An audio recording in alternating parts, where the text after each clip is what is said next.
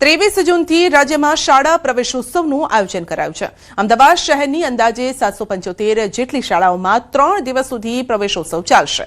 આ કાર્યક્રમને સફળ બનાવવા માટે શહેરમાં 86 જેટલા રૂટ તૈયાર કરવામાં આવ્યા છે। અમદાવાદમાં યોજાનાર પ્રવેશોત્સવમાં રાજ્યના કેબિનેટ મંત્રી ઋષિકેશ પટેલ, ગુજરાત સરકારના મુખ્ય સચિવ એમ.કે. દાસ ઉપસ્થિત રહેશે। ઉપરાંત સાંસદો, ધારાસભ્યો સહિત 31 જેટલા મહાનુભાવો હાજરી આપશે।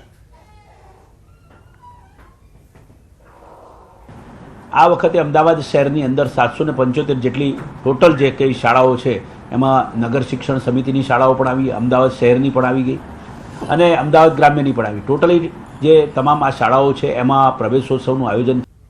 વલસાડ જિલ્લાના વાતાવરણમાં પલટો આવ્યો છે। આજે જિલ્લાના તમામ તાલુકામાં છૂટોછવાયો વરસાદ, હળવો વરસાદ વરસી રહ્યો છે। તો કપરાડા તાલુકામાં મેઘરાજાની જોરદાર એન્ટ્રી થઈ। વહેલી સવારે વાદળછાયું વાતાવરણ અને ત્યારબાદ કપરાડા સહિત આસપાસના વિસ્તારોમાં ધોધમાર વરસાદ વરસ્યો અને આ સાથે જ કપરાડા તાલુકાના કરચોંડ અને સિલથા ગામ સહિતના આજુબાજુના ગામોમાં પણ વરસાદ વરસ્યો હતો। મહત્વપૂર્ણ છે કે દર વર્ષે ચોમાસામાં રાજ્યમાં સૌથી વધુ વરસાદ કપરાડા તાલુકામાં નોંધાતો હોય છે।